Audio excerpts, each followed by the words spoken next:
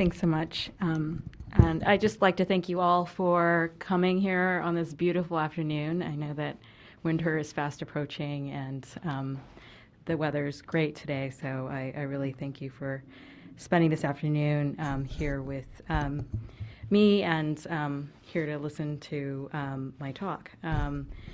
I really appreciate the opportunity to come to University of Michigan, and I'd like to thank the Nam Center for Korean Studies and Jiyoung Lee in particular for helping with all the arrangements, and it's been a real pleasure to work with her.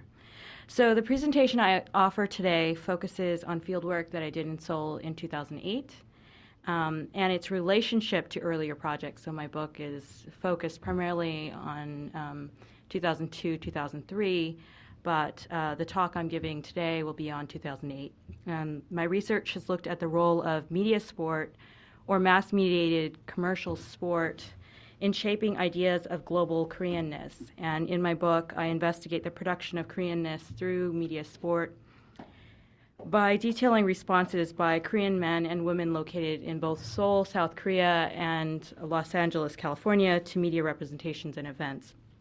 And I argue that media sport operates as a significant site in shaping deterritorialized Korean nationalisms in an era of neoliberal transformations. And I also demonstrate how media sport works to forge a sense of global Koreanness within and between both Seoul and Los Angeles. And in my next project, I'll continue my work on sport by looking at how ideas of Koreanness are shaped in relationship to golf. And I'm interested in how built landscapes of golf courses become sites for the articulation of a national self.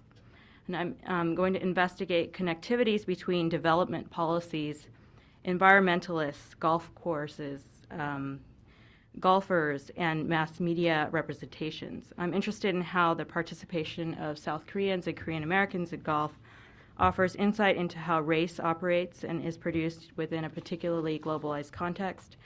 The gendered and mass-mediated fantasies around golf, especially the emergence of golfing media icons, have inspired actions, behaviors, and policies that have underpinned new golf course construction and helped to explain increasing numbers of everyday citizens playing golf.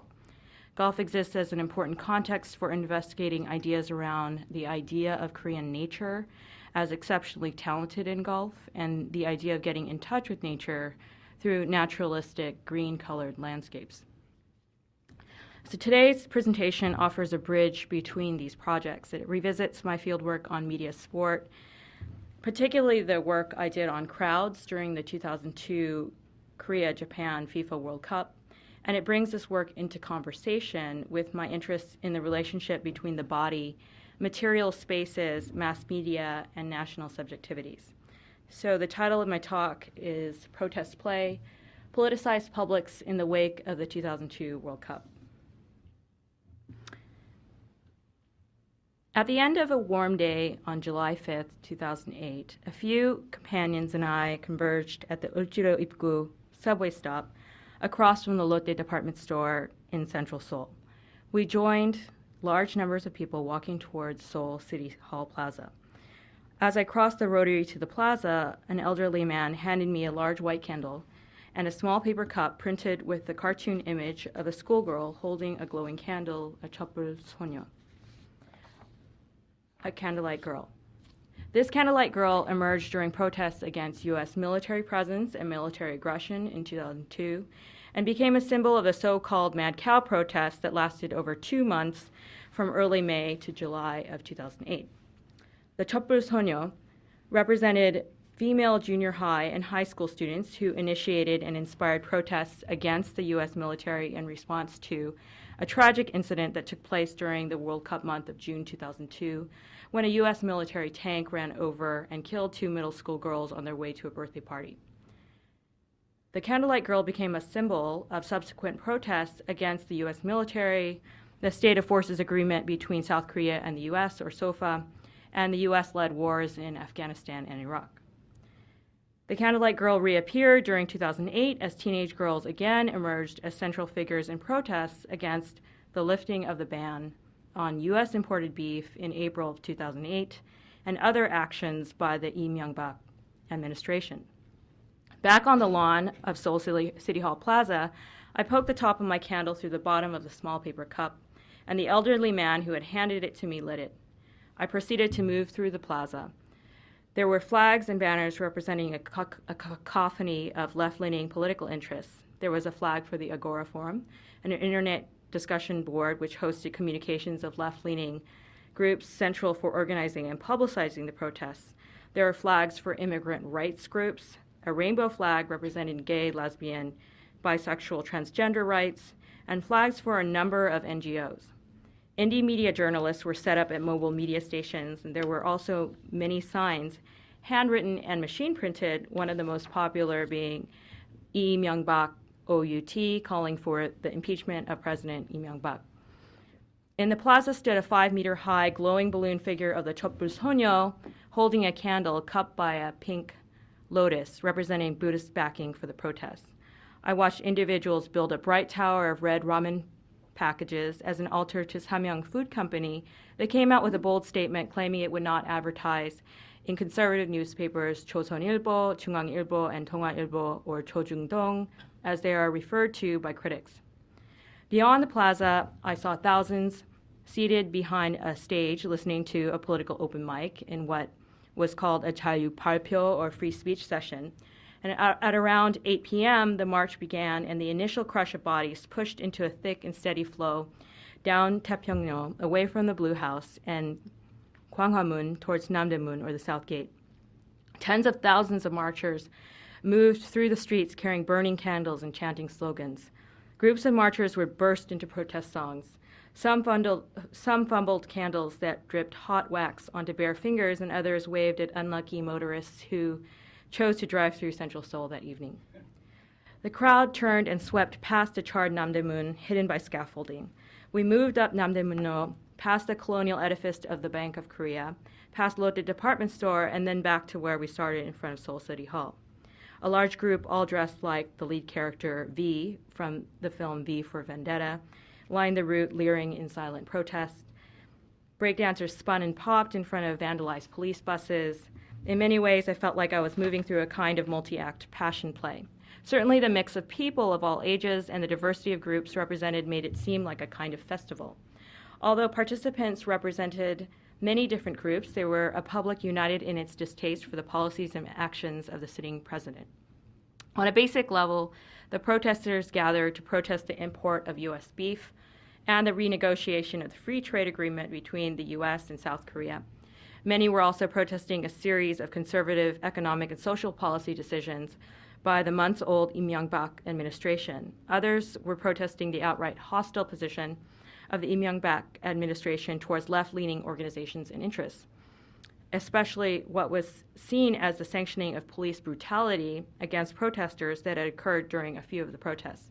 So here's just some images from the day that I'm speaking about.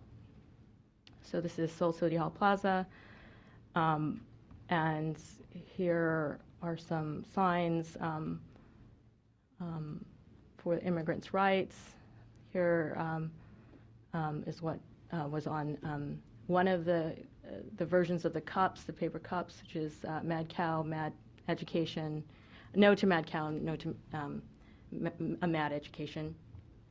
And it's not a very good photo, but you have a sense of what the streets look like with the picture, with the candles. You have the group in the protest theater, all dressed like the character V from Vendetta.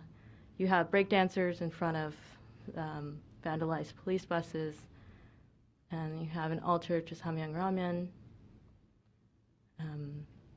a version of the Chotbul Sonyo, and a counter-protest.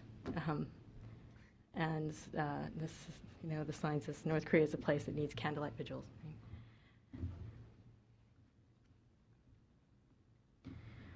So this evening there was a call for protest, a peaceful protest, and the protest passed with no violence that I heard of.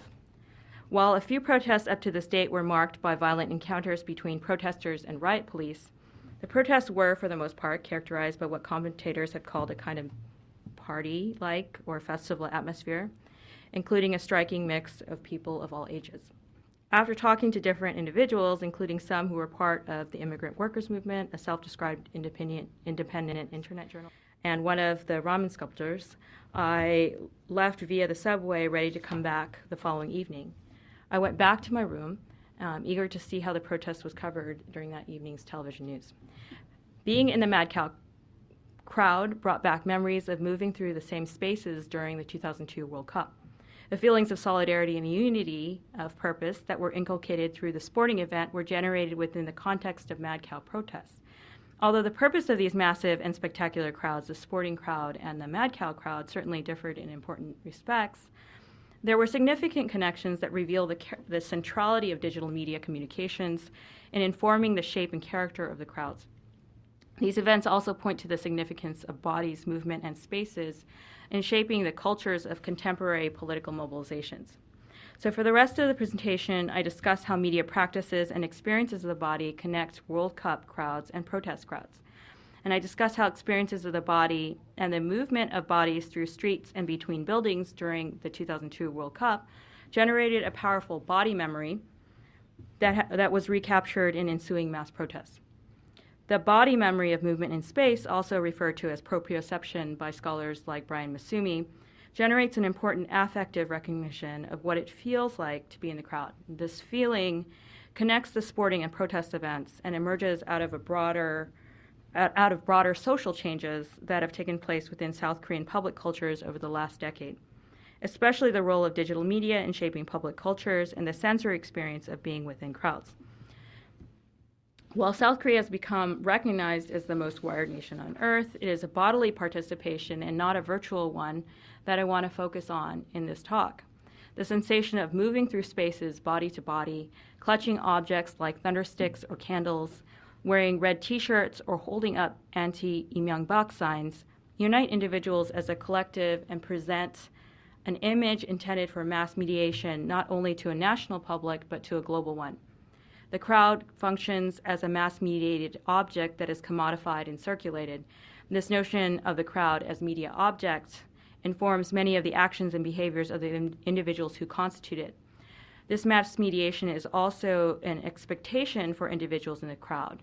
And since the World Cup, televisual coverage tracks the growth of crowds using aerial overhead shots and stop-motion photography to heighten their dramatic effect, making them appear like a rapidly metastasizing mass. This technique and other spectacular renditions transform the crowd into a kind of mass media sculpture intended for national and global circulation. The images and video of the crowds as mass are easily appropriated by a variety of commercial, academic, national, and political interests. So many social commentators argue that the existence of the World Cup crowds themselves demonstrated a new expression of national identity and therefore a kind of political subjectivity as a commercialized and spectacularized one. Some have pointed out that the mass convergences are a result of general trends like the growing ethnic nationalism among youth or a maturation of democracy and a vibrant civil society. Yet these discussions rarely offer an explanation for why they looked and felt the way they did. By detailing experiences in the crowd, I present ways of thinking about how the crowds of the World Cup connect to ensuing politicized convergences. First, I highlight the centrality of spectacular media representations to shaping these crowds. The crowds are rooted in digital media culture and commercial fandom. The strategies of convergence through digital media, including texting and the web, are extremely effective in bringing together large numbers of bodies. And this use of personalized media connects individualized media usage with the collective experience of moving as a mass. The bodies work as material for the creation of a stunning portrait of human energy. And this section of my talk situates mass convergences in contemporary contexts of digitally savvy and globally self-aware publics. In the next section, I draw connections between the sporting event and the political event through the experiences of movement within the streetscapes and between buildings of Central Seoul. I'll highlight the affective connections that were made through body memories of movement. I also want to point out how movement helps shape understandings of space itself. Here I discuss movement as connected to mass media, given that the crowds were simultaneously mass mediated and reframed through media outlets. Finally, I discuss how a reading of the movement of the body speaks to the political potentiality of these crowds. I discuss how the crowd shaped a kind of ethical subject. I also discuss the crowd's ability to affect political change. If the crowd's function is to generate a sculptural mass that is mediated across the nation and the world, then is participation in the crowd the primary political obligation and the ultimate political achievement? This section will focus on the effectivity of protest events based on what might be seen as a kind of media sport-based model of political participation. So section 1, the crowd as media sculpture. So I'm just going to show 3 pictures here. Pictures of the crowd during the World Cup game, Korea versus Spain, quarterfinals, June 22, 2002. One of the Mad Cow protests on June 10th, 2008. And this is the one I'm talking about, July 5th, 2008. Another one of the Mad Cow protests. Is that Cheongno Avenue? Well, this is Taepyeongno, which is, yeah.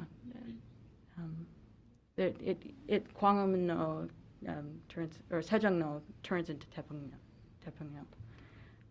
as you go towards Namdaemun. So the crowd as media sculpture. On June 14th, 2002, I was in Central Seoul, South Korea, during the 2002 Korea-Japan FIFA World Cup. It was raining, but this did not deter the crowd. Reported at 700,000 from gathering outdoors to cheer on the Korea football team. On this day, the match was against the United States, and I sensed an urgency to win that went beyond the desire to advance to the round of 16. A group of junior high school girls seated next to me were cursing at the American players and yelling at familiar anti-American slogans. And their yells seemed to be directed towards each other in a kind of amusing contest of passions. The crowd was almost entirely dressed in bright red T-shirts printed with the words "Be the Reds."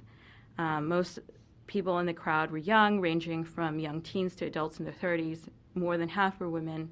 The outdoor digital screens designated the spaces reserved for the events, but bodies spilled far beyond sight lines to the screens. For hours prior to the game, many in the crowd were participating in collective singing, chanting, dancing, and gesturing, and these activities continued through the entire match, which ended in a 1-1 draw. The massive crimson crowds of the World Cup were widely noted throughout the world for their spectacular properties. The crowd created a visual monument for widespread global distribution, not only due to their sheer numbers and uniformity of dress and movement, but also their passionate and disciplined behavior. Throughout the month of June 2002, I was absorbed into these crowds, and I thought hard about their political significance. I recall thinking that it was only a highly commercialized sporting event, one with global significance, that could get this many people out on the streets to create such a passionate display of emotion and unity.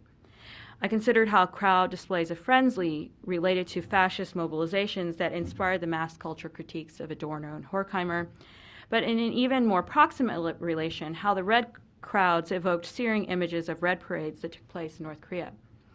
Within the context of the World Cup event, many South Korean critics rejected the mass culture critique as reductionist and out of context. Youth culture critics, including Song Ho-gun and Cho Han-hye-jung, referred to this event as a watershed moment that highlighted generational transformations taking place within South Korean national culture, as a generation of youth, which was raised on digital media, went beyond online interactions to express their ability to shape national culture offline. Many critics presented the event as indicating positive futures for participatory democracy, given anxieties around youth apathy. The unity of the crowd and its emotional expressions of love for the Korea football team certainly lent itself to arguments that the World Cup helped catalyze a powerful and growing sense of ethnic nationalism among youth. There were many comparisons of the World Cup crowds to the last time when such large crowds gathered in the spaces of Central Seoul. This was in 1987, when democracy movements succeeded in forcing the transition from military dictatorship to electoral democracy. Indeed, the contrasts were often put in terms of a kind of national progress narrative, from colonialism to authoritarianism to democracy to civil society. Yet the contrast between 1987 and 2002 didn't themselves explain why the World Cup crowds looked and behaved in the way they did. Indeed, the World Cup crowds, while they became part of a national history on the uses of the space, drew heavily from digital media cultures of sporting fandoms and pop star fandoms. Despite the exceptionalist depictions of the World Cup crowds, they had much more in common with the crowds that converged on the Champs-Élysées in Paris after the French team won the 1998 France FIFA World Cup. The participants in the crowds drew on behaviors that were shaped in relation to this particular global sporting event. Indeed, fan groups, especially the leading supporters club, the Pugun Angma, or the Red Devils, took models of global football fandom and then reinterpreted them by adding unique Korean accents. This desire to meet and exceed a global standard and to garner global attention by foregrounding Koreanness can be seen as a compelling realization of the goals of Segehwa, or globalization policies. As noted by Samuel Kim and Kyuk Shin, among others, Segehwa is a state-driven development ideology based in a nationalist effort for global economic competitiveness and global recognition. While state-driven Segehwa policies are primarily concerned with neoliberal economic imperatives, the global transmission of cultural productions is understood as essential to upgrade the symbolic representation or presentation of Korea on a global stage.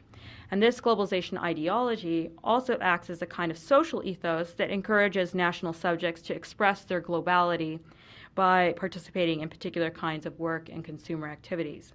Thus, by being out on the streets and being part of the crowd, people could understand themselves as participating in a kind of global project.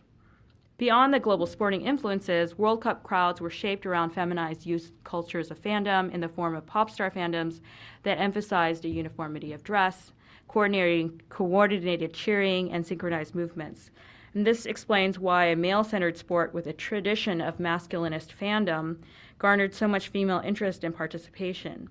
In these pop star fandoms, participants, who are mostly young females, prepare for events online and through their cell phones. Once at the event, they are absorbed within the media narrative and participate in their own mass mediation through the use of personal digital communications devices and the knowledge of their constant mediation. During and after each World Cup mobilization, the incredible live footage of crowds, hundreds of thousands of tightly packed bodies dressed in red, moving together in unison, became the most significant news item. While the crowds were related to the successes of the national football team, once one was in the midst of the crowd, the actual play became less significant than how people were responding to plays and to each other. Reactions were based on what some saw and heard, but mostly on what others did. By being in the crowd, participants responded in a bodily way to this global media event and became part of its creation. This mass mediation of the crowd was essential in shaping ensuing mass protests. During the Mad Cow protests, candles illuminated through small cups became a central part of the crowd's visual construction. Thousands of glowing candles presented a shimmering mass shaped in relation to the street and the buildings around it. This image evoked a powerful affective response based in part on the electricity generated between bodies. The knowledge that the visual image represented so many bodies enabled it to elicit powerful emotional reactions. This spectacular display and its circulation throughout the nation and the world reflected a kind of visual accomplishment of the protests. Part 2, moving through streetscapes and buildings. In the previous section, I discussed the mass-mediated dimensions of fandom behaviors and characterized the crowd as a media object and as a media objective. And in this section, I want to think about how the movement of bodies through streetscapes and buildings offers an important connection between the crowds of the World Cup and the Mad Cow protests. Going beyond thinking of the crowd in simply visual terms, I considered the bodily requirements of participation in the crowd itself. I assert that the body memories that were inculcated through the World Cup became essential to shaping later protests. A major part of this argument relies on my own experiences of space during two periods of convergence. The specific location I reference is Seoul City Center around Seoul City Hall. This locale is imbricated with historical and political significance. Events that have taken place here connect to human experiences of political and social transformation in Korea. This space was the seat of royalty during the Joseon Dynasty, the center of colonial government, and is the current location of the United States Embassy and the site of Seoul city government offices. Since independence in 1945, it has been a central site for mass protests, especially democracy movements, and is also the main site for victory parades for national heroes, including sporting ones. And this history clearly informs understandings around the significance of crowds in this location. Yet what I find interesting in the context of the crowds of the World Cup and the Mad Cow protests is their very lack of historicity and the ability of participants to shape a new narrative that redefined ideas of collective convergence based on consumer and youth cultures. This redefinition might be best exemplified through the gendered figure of the Candlelight Girl that emerged in protests following the World Cup. The Candlelight Girl came to represent a politicization of youth, a casting off of patriarchal authority, and a female-oriented culture of crowd behavior. The icon of the Candlelight Girl, designed in a commercial cartoon style, demonstrated an effective digital media strategy that functioned to represent and symbolize the protests. Another reason for the lack of historicity was the use of personal communications devices to self-mediate one's experience for oneself and for the nation and the world as personal evidence of participation in the crowd. In tacking back and forth between images of the crowd and one's own personal media became kind of like a zoom effect of one's personal participation. A narrative of newness and historical distinctiveness was also inculcated through a kind of body politics that celebrated freedom of dress and movement as democratic ideals, while at the same time emphasizing very structured forms of dress and collective movement within delimited spaces. The concept of body memory of movement, or proprioception, helps us recognize how the experiences of the body within World Cup crowds might help us recognize Mad Cow crowds. Here I draw from the idea of proprioception set forth by Brian Masumi in his text, Parables for the Virtual, to think about how body memories of movement work to shape understandings of space. Proprioception refers to how the body is referenced in relation to its own movements. As an example, proprioception is how the body knows how to get from the bed to the refrigerator in the middle of the dark, because the body knows how it should feel. It remembers. So Masumi jokes that this body knowledge is intensified when one is really hungry. Another example of proprioception is how Kim Yona, the figure skater, understands where she is while she is doing a triple flip. So she knows where she is due to understanding the position of her joints, her muscles, and her body parts in relation to each other. Rather than orienting to visual landmarks as a way of mapping, Masumi offers a way of thinking about orientation that references movement to its own variations. He argues, quote, landmarks rise up visibly from a non-visual sea of self-related movements, unquote. So instead of prioritizing the visual landscapes in understanding space, Masumi references, quote, the rhythm of movement through the space, its twistings and turnings, unquote, as a way to think about how the body experiences space. Indeed, anthropologists understand that this is the kind of knowledge that fieldwork can provide. Visual maps do not tell the entire story of experiences of space and might indeed imply understandings of space that were not in fact how people themselves experience these locations. This focus on movement through space helps me think about how the body memories inculcated during the World Cup help shape ideas about the potentiality of the body. Traveling to and from the event, chanting, cheering, and dancing together, squeezing between bodies to get food and to use the restroom, sitting down in tight quarters, jumping up and down, getting bumped, all of these movements were ways to understand space and what it meant to be part of such a massive crowd. Years later, my body recognized the feeling of what it meant to be in a mass crowd due to the ways in which certain bodily practices were recorded within my own body memory. Walking together through the streets, lifting and shaking signs, bumping into people, taking pictures with their cell phones, carrying my own camera in one hand and a candle in another, chanting, singing, and cheering. While Masumi helps us to think beyond the visual and understandings of space, he doesn't go beyond an individual body sense of habit and memory to seriously consider how the social is produced within and between individual bodies. In thinking about the crowd, it is important to think about the porosity of the body in relation to other bodies. Bodies are not only referenced to their own movements, but also in relation to movements by others. And indeed, in the context of the mass collective and the constant repetition of movements in it, it's not clear that this other is not you. In other words, it might be less important where you are oriented in relation to your own body, as where you are located in relation to other bodies, as your orientation becomes entirely dependent on where others are and what they're doing. The porosity of the borders of the body shapes the logic of mass crowds. Energy is transferred between bodies, and the interactions between bodies works to generate a powerful affective charge. Thinking about the orientation of tens of thousands of bodies to each other creates a whole new way of understanding how visual landmarks worked in this instance, as poles between which an intensification of affect occurred. Crowds enabled participants to realize the actions and behaviors that were inculcated through digital communications as an online-offline dynamic. Yet the crowd experience itself was something that was distinctive and significant due to the bodily experiences of movement and the multisensory dimensions of being outside in spaces with so many others. So part 3, politics and possibilities. On the corporate high-rise buildings that lined the streets, massive digital screens projected the games, and most people did not have a clear sense of what was happening. I didn't see people pushing to get a better view or camping out for the best spots, and arguably all locations were equally good because the point of going out in crowds was to be part of the crowds.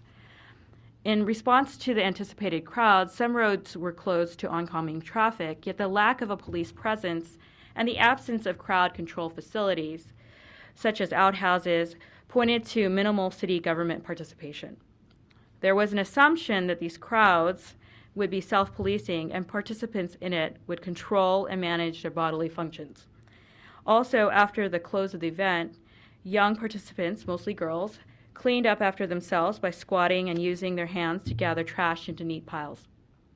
In the World Cup, crowd membership was characterized by a kind of ethical practice that emphasized a critical and personal understanding of what meaningful participation meant.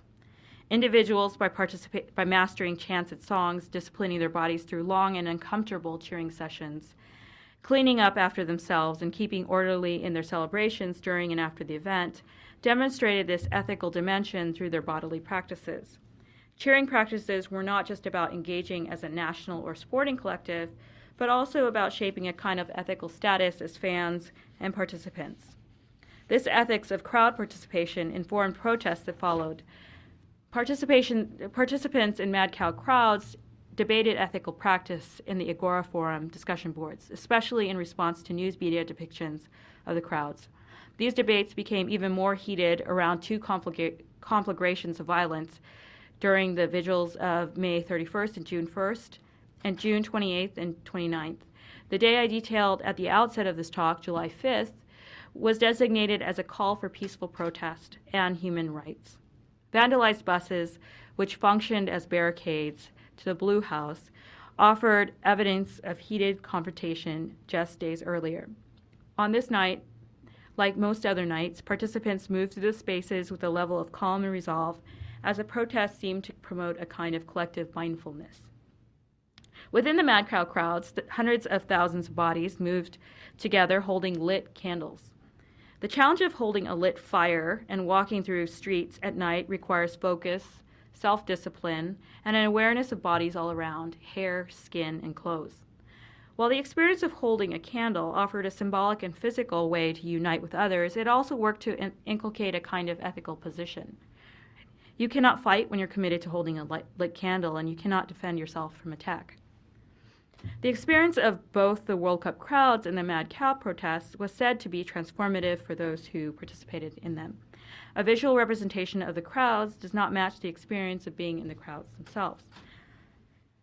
The experience was new for most who experienced it, and as participants, it opened up ideas around the potentiality of the bodies to act and react in solidarity. The sheer experiences of being absorbed in the crowds and the sensation of energy between bodies enables one to recognize the power of collective human convergence. Given the potential of these events to produce particular kinds of ethical subjects through bodily practice, there are some claims to be made about their political effects. The protests that immediately followed the World Cup can be seen as inspiring a generation of youth to engage in electoral politics, bringing a liberal Roh Moo-hyun to power. The Mad Cow protests were said to get Lee Myung-bak's entire presidential cabinet to offer to resign and elicited 2 formal apologies from the president. And these are substantial effects that can be directly related to the protests. But there are clearly limits to the social changes that these protests affect, and these limits might have something to do with the commercial media model of the sports crowd. These limits might seem quite obvious, but I'm going to put them in sporting terms. So after showing up to games and cheering for your team, what are you left with after they win or lose? As teams, they don't require you to sustain any kind of loyalty for them, and it doesn't really make a difference to the team if you've changed as a result of your participation as a fan.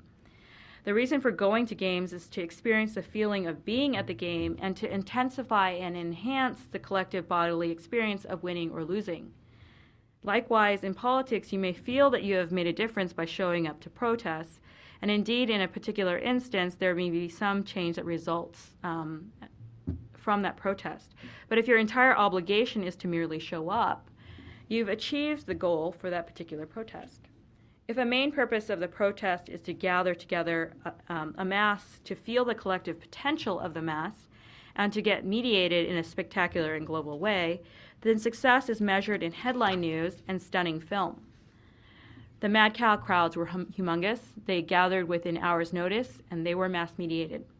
These convergences succeeded in creating mass action and generating powerful affects, but struggle to effectively demand and achieve substantial structural change.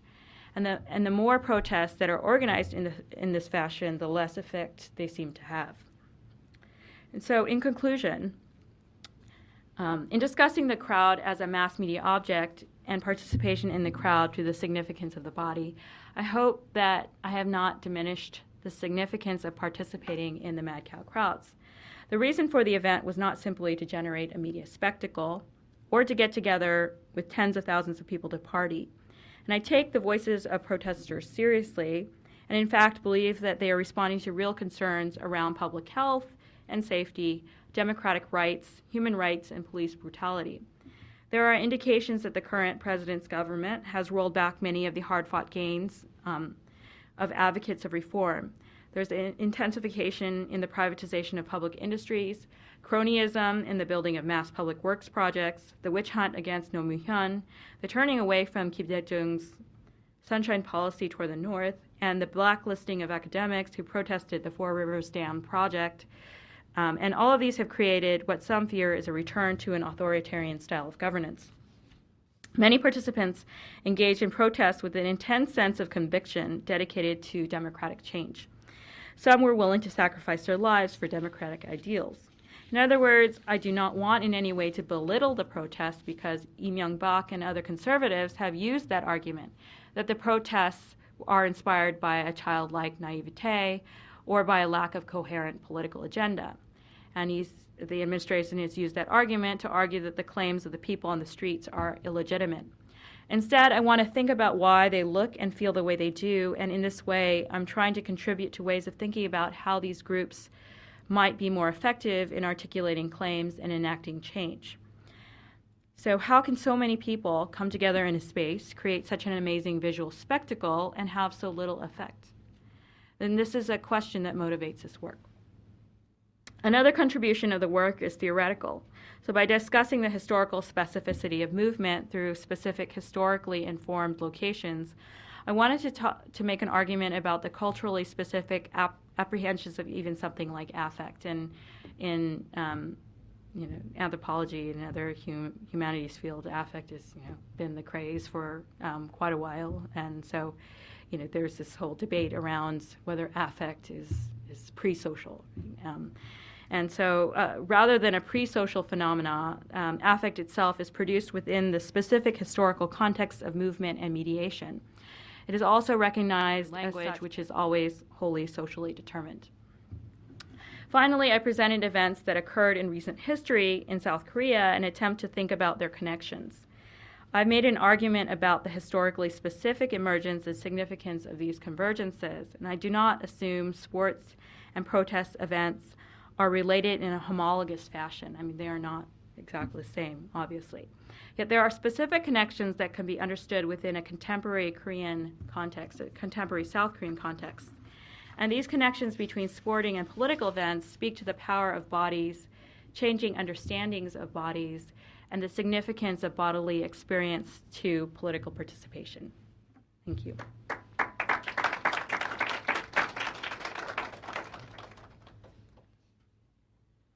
Sorry, 1 second. No, I guess. Thank you for your interesting talk and your theory.